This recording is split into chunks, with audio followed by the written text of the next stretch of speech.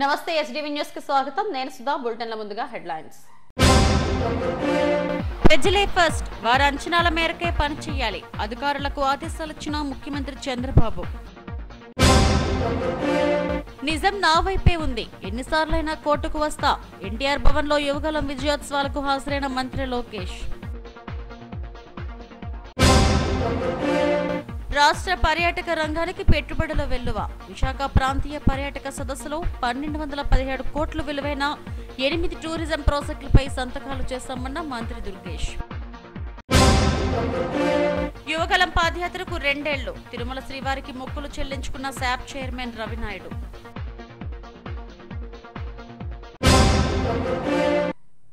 ప్రజలే ఫస్ట్ అనే నినాదంతో వారి అభిప్రాయాలు, అంచనాల మేరకు పనిచేయాలని ముఖ్యమంత్రి చంద్రబాబు స్పష్టం చేశారు. 7 శాఖల్లో పథకాలు, ప్రభుత్వ కార్యక్రమాలపై సేకరించిన సర్వే ఫలితాలపై అధికారులు ప్రెజెంటేషన్ ఇచ్చారు. ప్రజల సంతృప్తి అంశంలో క్షేత్రస్థాయి వాస్తవ పరిస్థితుల ఆధారంగా ముందుకు వెళ్లేందుకు ప్రభుత్వం ప్రయత్నిస్తుందని చంద్రబాబు చెప్పారు. ఐవీఆర్ఎస్ తో పాటు వివిధ రూపాల్లో లబ్ధిదారుల నుంచి నేరుగా సేకరించి సమాచారం ఆధారంగా ఆయా శాఖల పనితీరుపై సమీక్షించారు. పింఛన్ల పంపిణీ, దీపం పథకం అమలు, అన్న క్యాంటీన్ల నిర్వహణ, మంచినీరు, ఇసుక సరఫరా, వివిధ పాలసీలపై సమాచారం సేకరించారు. ప్రజలే ఫస్ట్ అని, వారి అంచనాల మేరకు పనిచేయాలని సూచించారు. అనంతరం జరిగిన మీడియా సమావేశంలో చంద్రబాబు కీలక వ్యాఖ్యలు చేశారు. గత 5 ఏళ్లలో వచ్చిన డబ్బు ఏం చేశారో తెలియడం లేదని అన్నారు. రాష్ట్ర ఆర్థిక పరిస్థితి బాగోలేకపోతే ప్రజలపై పన్నుల భారం పడుతుందని చెప్పారు. అభివృద్ధి పనులకు కూడా నిధులు కేటాయించలేని పరిస్థితి ఎదురవుతుందని ఆవేదన వ్యక్తం చేశారు. ప్రజలకు ఇచ్చిన హామీలు నిలబెట్టుకోవడంతో పాటు మెరుగైన పాలన అందిస్తామని చెప్పారు. ఇంతవరకు 6.33 లక్షల కోట్ల పెట్టుబడులు వస్తున్నాయని, 4.10 లక్షల మందికి ఉద్యోగాలు కూడా వస్తాయని చంద్రబాబు స్పష్టం చేశారు. ఇండియాలో ఒక పాలసీ డెసిషన్ బాడీ ప్రధానమంత్రి అధ్యక్షులైతే వైస్ చైర్మన్గా నీతి ఆయోగ్ హెడ్ పనిచేస్తారు. వీళ్ళు ఫిజికల్ హెల్త్, మనమందరం హాస్పిటల్కి పోతే మన ఆరోగ్యాన్ని చెక్ చేసుకుంటాం. Overall checkup. ఆ ఓవరాల్ చెకప్ చేసుకున్నప్పుడు మీ ఆరోగ్యం ఎక్కడుంది ఏంటి కనుక్కొని అక్కడి నుంచి ఎలాంటి సమస్యలు ఉంటే ఆ సమస్యలు పరిష్కారం చేసుకోవడానికి ప్రయత్నం చేస్తాం. ఆరోగ్య ఖర్చులు పెరుగుతాయి, ఇంట్లో వాళ్ళకు భారం అవుతారు. అక్కడి నుంచి మీ ఇంటి ఆర్థిక పరిస్థితి, మీ ఇంటి ఆనందం కూడా క్షీణించిపోయే పరిస్థితికి వస్తుంది. మీరు అనారోగ్యంగా ఉండి ఇంట్లో వాళ్ళందరినీ కూడా ఇబ్బంది పెట్టే పరిస్థితికి వస్తారు. అదే మరిగా ఈరోజు రాష్ట్ర ఆర్థిక పరిస్థితి బాగలేనప్పుడు ఈ రాష్ట్రంలో ఉండే ప్రజలందరికీ ఇబ్బందులు వస్తాయి. సంక్షేమాన్ని ఇవ్వలేం, ఎక్కువ పన్నులు పడతాయి. మళ్ళా అప్పులు కట్టడానికి మళ్ళీ అప్పులు చేయాలి. ఈ అప్పులు చేసిన తర్వాత అభివృద్ధికి డబ్బులు ఉండవు. డబ్బులు లేకపోతే ఇది ఒక విషియస్ సైకిల్. ఈ సైకిల్లో పడిన తర్వాత బయట రావడం చాలా కష్టం. అల్టిమేట్గా బాధపడేది ప్రజలే బాధపడతారు. అలాంటి పరిస్థితి నేను మీకు ఎక్స్ప్లెయిన్ చేస్తున్నాను ఈరోజు. దీనికి నేను వెల్కమ్ చేస్తున్నాను. నీతి ఆయోగ్ చేసిన ఎక్సర్సైజ్ని వెల్కమ్ చేస్తున్నా. అందరం కూడా జాగ్రత్తగా రాష్ట్ర భవిష్యత్తు కోసం, దేశ భవిష్యత్తు కోసం అందరం కూడా అధ్యయనం చేసుకొని ఏ విధంగా చేయాలో ఆ విధంగా చేస్తే భవిష్యత్తులో ఈ దేశం బాగుంటుంది నా ప్రగాఢమైనటువంటి నమ్మకం, విశ్వాసం. నెక్స్ట్ ఇక్కడ వీళ్ళు చేసింది నీతి ఆయోగ్ 22, 23కి చేశారు. 18 రాష్ట్రాలు, పెద్ద రాష్ట్రాలు, ఇంకా చిన్నవన్నీ ఉన్నాయి. యూనియన్ టెరిటరీస్ అన్ని వదిలిపెట్టి జనరల్ కేటగిరీ స్టేట్స్ని తీసుకొని 18 చేశారు. ఇది 14, 15 నుంచి 22, 23 వరకు చేశారు. నా లెక్క ప్రకారం దీన్ని ఆర్థిక సంస్కరణలు వచ్చినప్పుడు చేస్తే ఇంకా బాగుంటుంది. అప్పుడు ఏమవుతుందంటే ఒక అసెస్మెంట్ వస్తుంది, ఎవరి పరిపాలనలో ఏ విధంగా రివైవ్ అయిందని కూడా అది ఇన్ కోర్స్ ఆఫ్ టైం వచ్చే అవకాశాలు కూడా ఉంటాయి. ఇక్కడ 5 మేజర్ సబ్ ఇండికేటర్స్ చూశారు, ఇండికేటర్స్ని 9 మైనర్ సబ్ ఇండికేటర్స్ని కూడా పెట్టారు. Major sub indicators, minor sub indicators. Quality of expenditure, మనం ఖర్చు పెట్టేది ఎక్స్పెండిచర్, టోటల్ ఎక్స్పెండిచర్లో డెవలప్మెంట్ ఎక్స్పెండిచర్ ఎంత పెడుతున్నాం. నేను ఎప్పుడూ చెప్తా ఉంటాను, సంపద సృష్టించాలి, ముందు డెవలప్మెంట్ మీద ఖర్చు పెట్టాలి, డెవలప్మెంట్ చేయాలి. దీనివల్ల సంపద సృష్టించబడుతుంది, దీనివల్ల ఆదాయం పెరుగుతుంది. ఆదాయం పెరిగినప్పుడు మళ్ళీ ఆ డబ్బుల్ని సంక్షేమానికి ఖర్చు పెడతాం, అదే మాదిరిగా మళ్ళీ డెవలప్మెంట్ కోసం ఖర్చు పెడతాం, మానవ వనరుల కోసం ఖర్చు పెడతాం. అప్పుడు ఇది ఒక సైకిల్ కింద కంటిన్యూగా నిరంతరం ముందుకు పోయే పరిస్థితి వస్తుంది. అందుకనే ఇక టోటల్ ఎక్స్పెండిచర్లో డెవలప్మెంట్ ఎక్స్పెండిచర్ ఏ విధంగా పెడుతున్నాం, టోటల్ క్యాపిటల్ అవుట్లే అంటే క్యాపిటల్ అవుట్లే ఏదైతే జిఎస్టిపి మన రాష్ట్ర స్థూల ఆదాయం ఎంత ఉందో దానిపైన ఎంత పెట్టారు. నిజం నా వైపు ఉంది, ఎన్నిసార్లైనా కోర్టుకు వస్తారని మంత్రి నారా లోకేష్ స్పష్టం చేశారు. సాక్షి పత్రిక తనపై అసత్య ఆరోపణలు చేసిందని లోకేష్ చెప్పారు. అప్పుడే వారికి లీగల్ నోటీసులు జారీ చేసినట్టు వెల్లడించారు. ఈ కేసును ఫిబ్రవరి 28వ తేదీకి వాయిదా వేశారు. ఓ కోర్టు కేసులో మంత్రి నారా లోకేష్ విశాఖ కోర్టుకు హాజరయ్యారు. ఆదివారం సాయంత్రం విశాఖకు చేరుకున్న మంత్రి లోకేష్ కు ఎయిర్పోర్టులో ఘన స్వాగతం లభించింది. అక్కడి నుండి ఎన్టీఆర్ భవన్ కు చేరుకున్నారు. యువగలం పాదయాత్రకు 2 ఏళ్లు పూర్తయిన సందర్భంగా జరిగిన విజయోత్సవాల్లో మంత్రి నారా లోకేష్ పాల్గొన్నారు. కేకులు కట్ చేసి సంబరాలు చేసుకున్నారు. అనంతరం లోకేష్ విశాఖ కోర్టుకు హాజరయ్యారు. తనపై తప్పుడు వార్తలు రాసిన పత్రికపై గత 5 ఏళ్లుగా న్యాయ పోరాటం చేస్తున్నానని, ఇది 4వ వాయిదా అని మంత్రి లోకేష్ అన్నారు. నిజం నా వైపు ఉందని, ఎన్నిసార్లైనా వస్తానని, ఆలస్యమైన నిజమే గెలుస్తుందని లోకేష్ స్పష్టం చేశారు. మంత్రి హోదాలో వచ్చినప్పటికీ పార్టీ కార్యాలయంలో బస్సులో పడుకుని సొంత భోజనం చేశారని, ప్రభుత్వం నుంచి ఒక్క వాటర్ బాటిల్ కూడా తీసుకోలేదన్నారు. కోర్టుకు వచ్చిన వాహనం కూడా తనదేనని తెలిపారు. ముఖ్యమంత్రి చంద్రబాబు ఏ బాధ్యత ఇచ్చినా అహర్నిశలో కష్టపెడతానని, తన వల్ల పార్టీకి చెడ్డ పేరు రాకుండా చూస్తానన్నారు. యువగలం పాదయాత్రలో ఇచ్చిన ప్రతి హామీని నిలబెట్టుకుంటానని తెలిపారు. నేను మంత్రిగా ఉన్నప్పుడు విశాఖపట్నానికి అనేక సార్లు వచ్చాను. లాంజ్లో నా పైన దాదాపు 25 లక్షల రూపాయలు ఆనాటి తెలుగుదేశం పార్టీ ప్రభుత్వం ఖర్చు పెట్టిందనే వార్త వేస్తాం జరిగింది. అప్పుడే నేను లీగల్ నోటీస్ కూడా జారీ చేశాను. మీరు క్షమాపణ చెప్పాలి, నేను ఎక్కడ ఆధారాలు లేవు, రాజ్యాంగం చాలా స్పష్టంగా ఆధారాలతో ప్రింట్ చేయాలి అని చెప్తుంది. అంతేగాని ఆధారాలు లేకుండా ప్రింట్ చేస్తే అది డిఫమేటరీ నేచర్ అని చాలా స్పష్టంగా చెప్తుంది. మీరు ఎట్టి పరిస్థితుల్లో రిజైండర్ ప్రింట్ చేయండి అని ఆనాటి సాక్షి కానివ్వండి, అదేవిధంగా దేశవ్యాప్తంగా ప్రింట్ అయ్యే ప్రతి వారం ప్రింట్ అయ్యే మ్యాగజైన్ ద వీక్ కూడా మనం నోటీసులు జారీ చేస్తాం జరిగింది. ద వీక్ అవుతే ఇమీడియట్గా మా దగ్గరకు ఉన్న సమాచారం కరెక్ట్ కాదు, మీరు చెప్పిందే కరెక్టు, మేము రిజైండర్ ప్రింట్ చేస్తామని వాళ్ళు చాలా స్పష్టంగా ప్రింట్ చేస్తాం జరిగింది. కానీ బ్లూ మీడియా గురించి మీకు బాగా తెలుసు. తప్పుడు వార్త పదే రాసి అది నిజం చేయాలని ప్రయత్నిస్తుంది. అదే రీతిలో వాళ్ళు ముందరికెళ్తున్నారు. అందుకే నేను గత 5 సంవత్సరాలుగా న్యాయ పోరాటం నేను చేస్తున్నా. ఇది 4వ వాయిదా.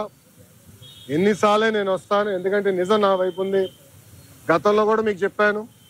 ఈ రోజు కూడా మంత్రి హోదాలో నేను వచ్చినప్పుడు పార్టీ ఆఫీసులో బస్సులో పడుకొని సొంత భోజనం నేను తింటున్నా తప్ప ప్రభుత్వం దగ్గర నుంచి కనీసం ఒక్క వాటర్ బాటిల్ కూడా నేను తీసుకోవట్లేదు. నేను ఇక్కడికి వచ్చిన వాహనం కూడా నా సొంత వాహనం, దాంట్లో డీజిల్ కూడా పోసుకుని నా సొంత నిధులతో, ఎక్కడ ప్రభుత్వం పైన ఆధారపడకూడదని మా తల్లి భువనేశ్వరి గారు నాకు చిన్నప్పుడు నేర్పించారు. అదే రీతిలో ముందరకెళ్తున్నా. ఎట్టి పరిస్థితుల్లో ఈ కేసు నేను లాజికల్ ఎండ్కి తీసుకెళ్తాను. ఎన్నిసార్లు వాయిదాలు వేసినా నాకు ఇబ్బంది లేదు, ఎన్నిసార్లు రమ్మన్నా నాకు ఎలాంటి మొహమాటం లేదు. ఎందుకంటే నేను తప్పు చేయలేదు. నిజం గెలిచడానికి కొంచెం ఆలస్యమైనా నిజం గెలుస్తుందని బలంగా నమ్మే వ్యక్తిని. గతంలో కూడా నేను చూశాను. నాకు నేను కట్టుబడి ఉంటాను. కేసును ఫిబ్రవరి 28వ తేదీకి కోర్టు వాయిదా వేసింది. అనంతరం మంత్రి లోకేష్ పార్టీ కార్యాలయానికి చేరుకుని ప్రజా దర్బార్ నిర్వహించారు. ప్రజలు, పార్టీ నాయకులు, కార్యకర్తల నుండి వినతులు స్వీకరించారు. ఈ కార్యక్రమంలో ఎంపీ శ్రీభరత్, టీడీపీ రాష్ట్ర అధ్యక్షుడు పల్లా శ్రీనివాసరావు, ఎమ్మెల్యేలు పాల్గొన్నారు. రాష్ట్ర పర్యాటక రంగానికి పెట్టుబడులు వెల్లువెత్తాయి. 1217 కోట్ల విలువైన 8 పర్యాటక ప్రాజెక్టుల ఒప్పందాలపై సంతకాలు చేశామని రాష్ట్ర పర్యాటక శాఖ మంత్రి కందుల దుర్గేష్ వెల్లడించారు. టూరిజం రంగంలో ఈ పెట్టుబడుల ద్వారా 2567 మందికి ఉద్యోగావకాశాలు కల్పిస్తామని వెల్లడించారు. విశాఖ నోవోటల్ వేదికగా ఉత్తరాంధ్ర ప్రాంతంలో టూరిజం అభివృద్ధికి పెట్టుబడులను ఆకర్షించడమే ప్రధాన ధ్యేయంగా విశాఖ ప్రాంతీయ పర్యాటక సదస్సు నిర్వహించారు. స్పీకర్ అయ్యన్న పాత్రుడితో పాటు మంత్రి కందుల దుర్గేష్, పర్యాటక శాఖ ఎండీ ఆమ్రపాలి తదితరులు పాల్గొని సదస్సును ప్రారంభించారు. కొత్త టూరిజం పాలసీని ఇటీవలే రాష్ట్ర ప్రభుత్వం ప్రకటించింది. జీఎస్టీ, పవర్, మున్సిపల్ కార్పొరేషన్ ఛార్జీల విషయంలో పర్యాటక రంగానికి రాయితీలు ఇచ్చేందుకు సిద్ధంగా ఉన్నామని మంత్రి కందుల దుర్గేష్ ప్రకటించారు. గత టీడీపీ హయాంలో మాదిరిగానే రాత్రి వేళల్లో కొంత సమయం వరకు హోటల్ నడిపేందుకు అసోసియేషన్ అనుమతి కోరిందని, దాని ప్రకారం అమలు చేస్తామని తెలిపారు. అద్భుత ప్రకృతి రమణీయతకు చిరునామాగా ఉత్తరాంధ్ర ప్రాంతం ఉందని స్పీకర్ అయ్యన్న పాత్రుడు వెల్లడించారు. విశాఖను టూరిజం హబ్గా అభివృద్ధి చేయడానికి తక్షణమే చర్యలు తీసుకోవాలని ఆయన ప్రభుత్వాన్ని కోరారు. పెట్టుబడిదారులకు స్వర్గధామంగా ఉత్తరాంధ్రను తయారు చేయాలని సూచించారు. ఇప్పటికే విజయవాడలో రాష్ట్ర స్థాయి సదస్సును ఏర్పాటు చేసుకుని అక్కడ రమారమి 200 మంది ఇన్వెస్టర్స్ పాల్గొనడం జరిగింది. ఇప్పుడు ఇక్కడ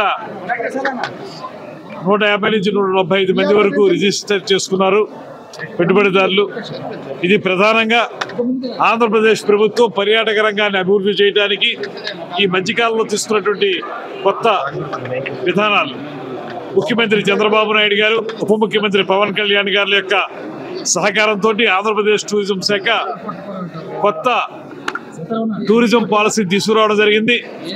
దాంతోపాటు ముఖ్యమంత్రి గారు టూరిజం కూడా ప్రత్యేకంగా ఇండస్ట్రీ స్టేటస్ ఇవ్వడం ద్వారా ఈ రాష్ట్రంలో టూరిజం వృద్ధి చెందడానికి ప్రత్యేకమైన చర్యలు చేపట్టారు. అవన్నీ ఇక్కడ ఇన్వెస్టర్స్ అందరికీ కూడా వివరించి తద్వారా వాళ్ళతో మాట్లాడి రాబోయే రోజుల్లో ఎంతో సుందరమైన ప్రదేశమైనటువంటి ఉత్తరాంధ్ర, ఒక అద్భుతమైనటువంటి సముద్ర తీరం, మరో పక్కన అటవీ సంపద, ఇంకో పక్కన ప్రకృతి రమణీయత, ఇవన్నీ ఉన్నటువంటి ఈ ప్రాంతంలో ఎవరైతే ఔత్సాహికులు ముందుకు వస్తారో, పర్యాటక ప్రాజెక్టులు టేకప్ చేయాలనుకుంటున్నారో వారికి మేము ఇచ్చేటువంటి రాయితీలు ఏ రకంగా ఉంటాయని తెలియజెప్పి వారందరినీ ఆహ్వానించడానికి ఈ కార్యక్రమాన్ని ఏర్పాటు చేశాం. చాలా ఉత్సాహంగా అందరూ ముందుకు వచ్చారు. ప్రత్యేకంగా ఈ ప్రాంతంలో అనేక ప్రాజెక్టులు నిర్మించడానికి ముందుకు వస్తూ ఉన్నారు. వారందరికీ ఆహ్వానం పలుకుతూ ఇవాళ ఈ కార్యక్రమంలో ఇప్పటికే ఈ రోజు ఉదయం రమారమి ఒక 6 ప్రాజెక్టులకి ఎంఓయూలు చేసుకోవడం జరిగింది. మెమోరాండం ఆఫ్ అండర్స్టాండింగ్ చేసుకోవడం జరిగింది. అందులో అట్మాస్ఫియర్ కోర్ హాస్పిటాలిటీ వారు, అదేవిధంగా సుమి యాస్ట్రీ హోటల్స్ వారు, డాల్ఫిన్ ఓషన్ క్రూజ్ వారు, రిపిల్స్ అండ్ కంపెనీ వారు, Everest Enterprises and Blue Bay Infra వారు, అదేవిధంగా రాయల్ పామ్స్ అండ్ హోటల్ ఎస్పార్క్ వారు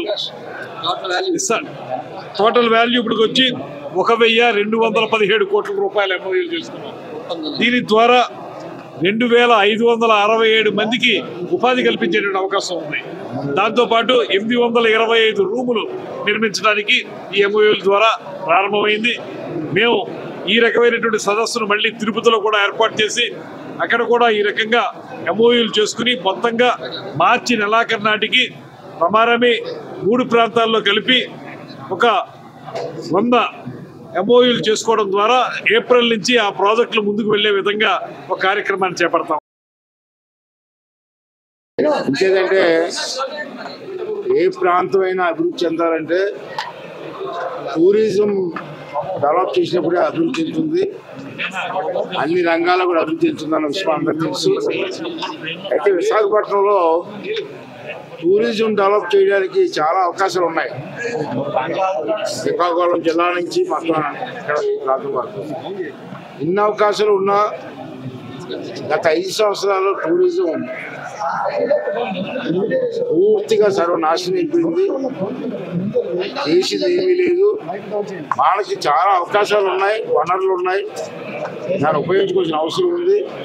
అంచేత ఈ మీటింగు ఇంతతో ఆగకుండా రాబోయే 5 సంవత్సరాలు కూడా టూరిజం డెవలప్ చేయడానికి ప్రయత్నం చేయవలసిన అవసరం ఉంది. అందుకే నేను మాట్లాడినప్పుడు కూడా దీన్ని పాజిటివ్ థింకింగ్ ఉండాలి. ఎంతసేపు అప్లికేషన్ పెడుతున్నారు, ఇన్వెస్టర్స్ వస్తున్నారు, దాన్ని కొరీలు వేస్తున్నారు. అలా కాకుండా ఎస్ఆర్ నో అప్లికేషన్ పెట్టిన తర్వాత విత్ ఇన్ షార్ట్ టైంలో ఎస్ఆర్ నో చెప్తే టూరిజం డెవలప్ అవుతుంది.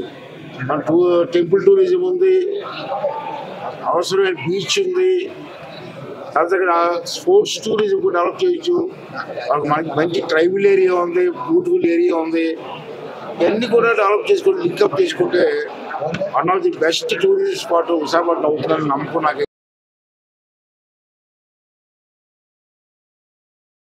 ఈ సదస్సులో పర్యాటక శాఖ అమలు చేస్తున్న నూతన పాలసీని టూరిజం ఎండీ ఆమ్రాపాల్ వివరించారు. ఈ సదస్సులో ఎమ్మెల్యేలు బండారు సత్యనారాయణమూర్తి, లోకం మాధవి, ఏపీటీడీసీ చైర్మన్ నూకసాని బాలాజీ, ఉమ్మడి విశాఖ జిల్లాల కలెక్టర్లు Harindra Prasad, Dinesh Kumar, Vijayakrishnan, GCC MD Veeraswamy, AP travel and tours association అధ్యక్షుడు విజయమోహన్, టూరిజం ఈడీ పద్మావతి తదితరులు పాల్గొన్నారు.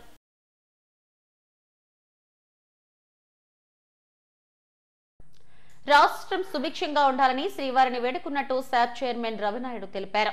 తిరుమల శ్రీవారిని ఆయన దర్శించుకుని మొక్కులు చెల్లించుకున్నారు. దర్శనం అనంతరం ఆలయం ఎదురుగా ఉన్న అఖిలాండం వద్ద కొబ్బరికాయలు కొట్టారు. యువగళం పాదయాత్ర పూర్తయి నేటికి 2 ఏళ్లవుతుందని ఈ సందర్భంగా శ్రీవారిని దర్శించుకున్నట్టు చెప్పారు. శ్రీవారి ఆశీస్సులతో 226 రోజులు లోకేష్ పాదయాత్ర నాడు దిగ్విజయంగా ముగిసిందని, రేడు 226 కొబ్బరికాయలు కొట్టి మొక్కులు చెల్లించుకున్నామని వెల్లడించారు. శ్రీ వెంకటేశ్వర స్వామి పాదాల చెంత లోకేష్ గారి యువగలం పాదయాత్ర ఈరోజు మొదలైంది. ఆయన ఆశీస్సులు, వెంకటేశ్వర స్వామి ఆశీర్వాదం తీసుకొని కుప్పంలో ఇదే సమయానికి 11 గంటల 40-50 నిమిషాల మధ్యలో మొదటి అడుగు వేయడం జరిగింది.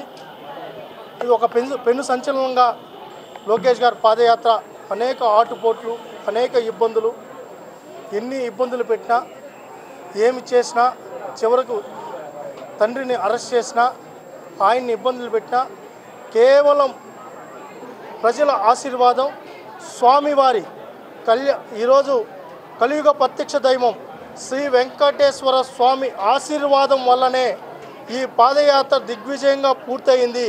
226 రోజులు 3123 కిలోమీటర్లు పాదయాత్ర దిగ్విజయంగా ముగిసింది. కావున ఆ రోజు మేము కూడా యువగలంలో టీం సభ్యులుగా ఉన్నాం. ఆ రోజు మా మీద కూడా కేసులు పెట్టి మా వాలంటీర్స్ని కూడా జైల్లో పెట్టడం జరిగింది. ఆ రోజు స్వామివారిని వేడుకోవడం జరిగింది. స్వామి, యువగలం పాదయాత్ర ముగిసిన తర్వాత మళ్ళీ వచ్చి టెంకాయ కొట్టుకుంటానని చెప్పి ఆ రోజు యువగలం వాలంటీర్ల కోఆర్డినేటర్గా స్వామివారిని మదిలో తలుచుకోవడం జరిగింది. స్వామివారి ఆశీర్వాదంతోనే లోకేష్ గారి పాదయాత్ర ముగిసింది. ఈరోజు పాదయాత్రతోనే కూటమి అధికారంలోకి వచ్చింది. కాబట్టి ఇక్కడ కొండ మీద మళ్ళీ స్వామివారిని దండం పెట్టుకొని ఈ రాష్ట్రం సుభిక్షంగా ఉంది. చంద్రబాబు నాయుడు గారి పాలనలో, కూటమి పాలనలో ఈ రాష్ట్రం అభివృద్ధి వైపు నడుస్తుంది. దీనికి మీ ఆశీర్వాదమే కారణమని స్వామివారిని మళ్ళీ తలుచుకొని లోకేష్ గారి పాదయాత్ర ఒక ప్రభంజనంగా మారడానికి కారణం కూడా స్వామివారి ఆశీర్వాదం అని చెప్పి తెలియజేసుకుంటూ ఈరోజు లోకేష్ గారికి కూడా స్వామివారి ఆశీర్వాదం మెండుగా ఉందని తెలియజేసుకుంటున్నాను. విధి నిర్వహణలో క్షణం తీరిక లేకుండా ఉన్న కృష్ణా జిల్లా కలెక్టర్ డీకే బాలాజీ గణతంత్ర వేడుకల సందర్భంగా జిల్లా అధికారులకు ఎట్ హోం కార్యక్రమం నిర్వహించారు. ఈ తేనేటి విందులో ఆయన జోష్తో కనిపించారు. సతీమణితో కలిసి డ్యూయట్ సాంగ్ కు డాన్స్ చేసి ఎరకతీశారు. కలెక్టర్ దంపతులు చేసిన డాన్స్ అక్కడున్న జిల్లా అధికారుల్లో మరింత జోష్ నింపింది. ఈ వీడియో సోషల్ మీడియాలో వైరల్ అయింది.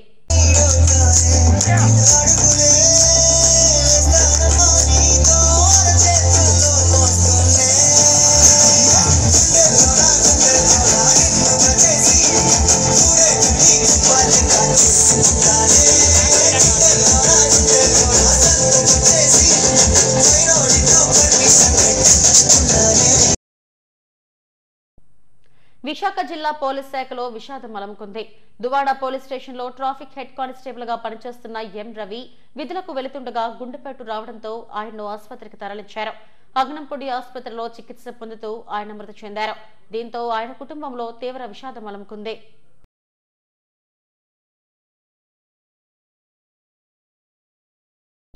నగరంలో పలు మాంసం దుకాణాలపై జీవీఎంసీ అధికారులు దాడులు చేశారు. రిపబ్లిక్ డే సందర్భంగా మాంసం విక్రయాలపై నిషేధం ఉన్నప్పటికీ కొందరు దొంగచాటుగా వ్యాపారం చేశారు. అలాంటి వారిపై జీవీఎంసీ చీఫ్ వెటనరీ అధికారి డాక్టర్ ఎన్ కిషోర్ కుమార్ ఆధ్వర్యంలో ఈ దాడులు చేశారు. 120 కిలోల చికెన్, 43 కిలోల మటన్, 110 కేజీల చేపలను పట్టుకున్నారు. నిబంధనలకు విరుద్ధంగా దుకాణాలు తెరిచిన వారిపై 16,000 అపరాధ రుసుము వసూలు చేశామని చెప్పారు. దుకాణాల నుంచి సీజ్ చేసిన చికెన్, మటన్లను డంపింగ్ యార్డులో పూడ్చివేసినట్టు తెలిపారు.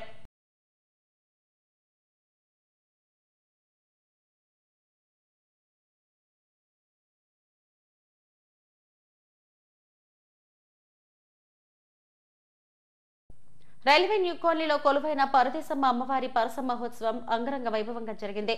తీర్థంలో 42, 43, 44 వార్డుల నుంచి ప్రజలు పెద్ద సంఖ్యలో పాల్గొని అమ్మవారిని దర్శించుకున్నారు. ఈ సందర్భంగా నిర్వహించిన సాంస్కృతిక ప్రదర్శనలు ఆకట్టుకున్నాయి. సేవాగిరిడి ఇతర ఆధ్యాత్మిక కార్యక్రమాలు నిర్వహించారు. ఉత్తర వైసీపీ ఇన్ఛార్జ్ కేకే రాజు ముఖ్య అతిథిగా హాజరై ప్రత్యేక పూజలు చేశారు. TDP organising secretary Akhireddy Jagadish తదితరులు ఈ వేడుకల్లో పాల్గొన్నారు.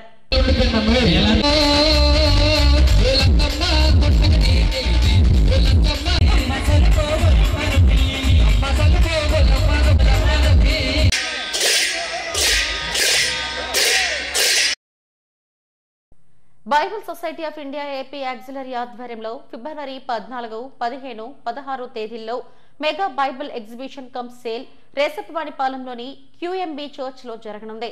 చర్చ్ ప్రాంగణంలో జరిగిన కార్యక్రమంలో ఎగ్జిబిషన్ పోస్టర్ ను BSI AP auxiliary secretary reverend K John Vikram పలు BSI బ్రాంచ్ల పెద్దలతో కలిసి ఆవిష్కరించారు. అనంతరం మీడియాతో మాట్లాడారు. రేసప్పవానిపాలెం QMB చర్చ్ లో వచ్చే నెల 14 నుండి 16వ తేదీ వరకు mega Bible exhibition cum sale నిర్వహిస్తున్నామని reverend K John Vikram, Matthew పీటర్లు తెలిపారు. ఎగ్జిబిషన్ లో అన్ని భారతీయ భాషల్లోని Bibles, Telugu, English, diglot Bibles, theological books, reference editions, audio Bibles తో పాటు ఇంపోర్టెడ్ చిల్డ్రన్ బైబిల్ బుక్స్ అందుబాటులో ఉంటాయని చెప్పారు. బల్క్ ఆర్డర్స్ పై 10 నుండి 50% వరకు డిస్కౌంట్ ఉంటుందని, సంఘాలకు ప్రత్యేక రాయితీ ఇస్తున్నామని తెలిపారు. ఈ అవకాశాన్ని సద్వినియోగం చేసుకోవాలని కోరారు. ఈ కార్యక్రమంలో స్థానిక Bible house manager P Emmanuel, పలు బ్రాంచ్ల ప్రతినిధులు పాల్గొన్నారు.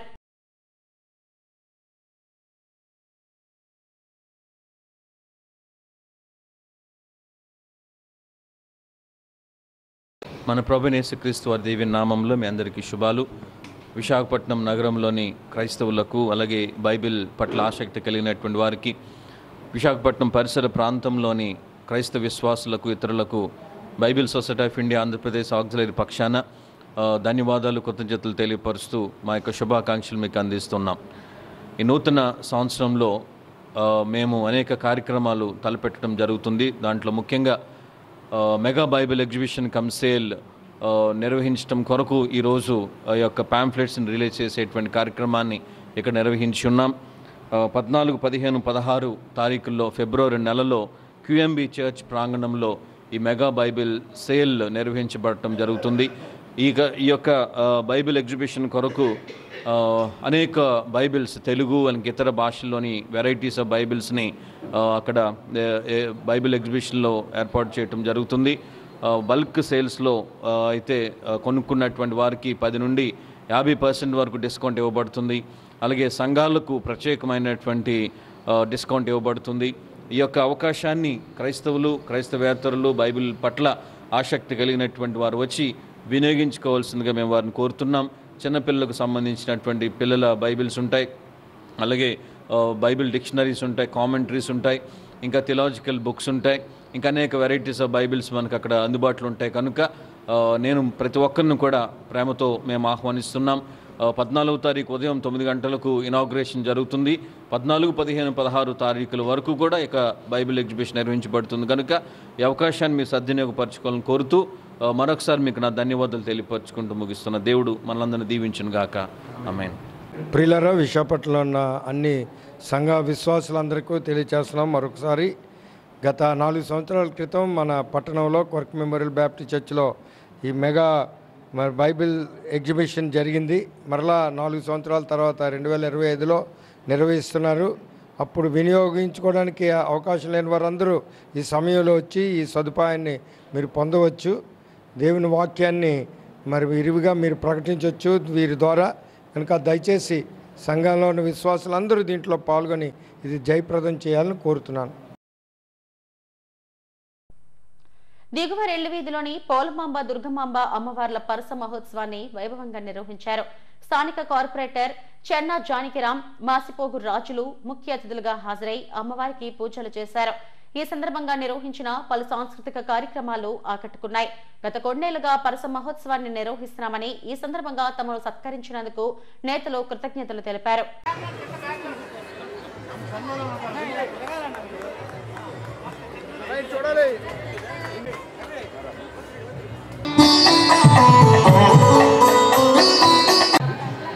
నిజంగా ఈరోజు మేము సగర్వంగా ఇవాళ జానకిరామ్ గారు చేసిన ఈరోజు ఈ పరసలో వైఎస్ఆర్ కాంగ్రెస్ పార్టీ జెండా పార్టీ ఓడిపోయిన దగ్గర నుంచి ఈరోజు వరకు కూడా దక్షిణ నియోజకవర్గంలో కానీ లేదా నగర పరిధిలో కానీ లేదా రాష్ట్ర పరిధిలో కానీ జరిగే లేదో కానీ ఈరోజు వరకు కూడా ఎన్ని అవాంతరాలు అడ్డొచ్చినా ఎన్ని అవాంతరాలు ఎదురైనా సరే పార్టీ జెండాని వాళ్ళ దక్షిణ నియోజకవర్గంలో విశాఖపట్నం సిటీలో రెపరాపలాడిచ్చిన ఏకైక వ్యక్తి శ్రీ చెన్న జానకిరామ్ గారు అని చెప్పేసి మేము సగర్వంగా తెలియజేస్తున్నాం.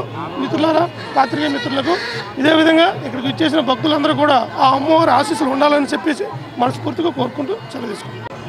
ఒక ఎస్సీ అతను జనరల్ వార్డులో ఒక కార్పొరేటర్ అయ్యి ఆయన మాసిపోగు రాజు గారు మనకు ప్రతి అంటే ఏ టైం అయినా ఎనీ టైం బ్రదరు ఇలాగా నాకు ఈ కార్యక్రమం ఉంది, ఈ పని ఉంది, ఇది చేయండి, మా కాలువలు అని ఏదో ఒకటి మా ప్రజల ద్వారా చెప్పిన వెంటనే చేసే సత్తా మాసిపోరాజుకు ఉంది. కాబట్టి అలాగే నిన్న ప్రత్యక్షంగా మా సంఘ సభ్యులతో మేము చూసాం. ఆయనకి ఇన్విటేషన్ ఇస్తూ ఒక 2 రోజుల ముందు, నిన్న ఒక 2 days ముందు ఇచ్చేటప్పుడు ఆయన వెంటనే ఫోన్ చేసి నాలాగే ఫోన్ చేసి ఎందుకు ఇప్పుడే చేస్తానుండు ఎవరు అని చెప్పి వెంటనే ఆ ఏరియాలు క్లీన్ చేయించి, ఎందుకంటే ముందు జాగ్రత్తగా ఎవరికైనా జ్వరాలు కానీ చూస్తున్నారు కదా, రకరకాల అనేక రకాలైన అంటువ్యాధులు వస్తున్నాయి. దానివల్ల ఆయన గమనించి వెంటనే ఫోన్ చేసి తెల్లవారు చూస్తే మొత్తం నీట్ అండ్ క్లీన్ చేసి బ్లీచింగ్లు కానీ అన్నీ చేయించాయి. ఎందుకంటే వార్డు ఈ దేవాలయం ఉండేది కూడా 36 వార్డులోనే ఉంది ముఖ్యంగా. కానీ ఆయన చెప్పిన వెంటనే చేసే వ్యక్తి ఈరోజు మేము కూడా ఆయన సత్కరించడం కూడా మాకు కూడా గర్వకారణం. ఎందుకంటే సంఘ సభ్యుల ద్వారాగా ఆయన మా సంఘానికి కానీ మాకు కానీ ఎల్లవేళ్ళ మాకు చేస్తుంటారు. అలాగే ఈ యొక్క కార్యక్రమంలో ప్రజలందరూ సహకరించారు మాకు. మా 36 వార్డులో మా కులస్తులందరూ వాళ్ళకు కూడా ప్రతి ఒక్కరికి పేరు పేరున ధన్యవాదాలు తెలుపుకుంటున్నాను. ఈ యొక్క పరస ద్వారాగా ఈ శ్రీ పోలమాంబ దుర్గమాంబ అమ్మవార్ల ద్వారాగా ప్రతి ఒక్క మా రెల్లి కులస్తులు ప్రతి ఒక్కరికి వాళ్ళ ఆ అమ్మవార్ల ఆశీస్సులు ఉండాలని కోరుకుంటూ నేను ఈ యొక్క మన పోలీస్ శాఖ మరొక ముఖ్య విషయంగా పోలీస్ శాఖ మరియు మన ఫ్రంట్ అండ్ మీడియా మిత్రులకు కూడా ధన్యవాదాలు తెలియపరుచుకుంటూ సెలవు తీసుకుంటాను. హెడ్లైన్స్ మరోసారి.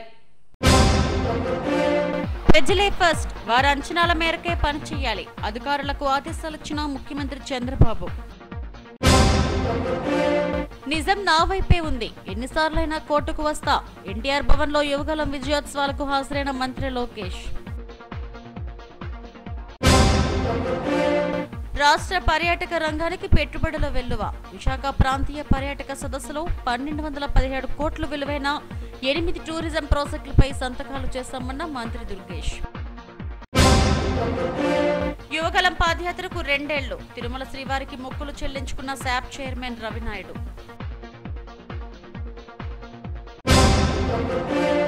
ఇవి ఇప్పటివరకు నా బులెటిన్ అప్డేట్స్. మరిన్ని వార్తా విశేషాల కోసం చూస్తూనే ఉండండి SDV న్యూస్. నమస్తే.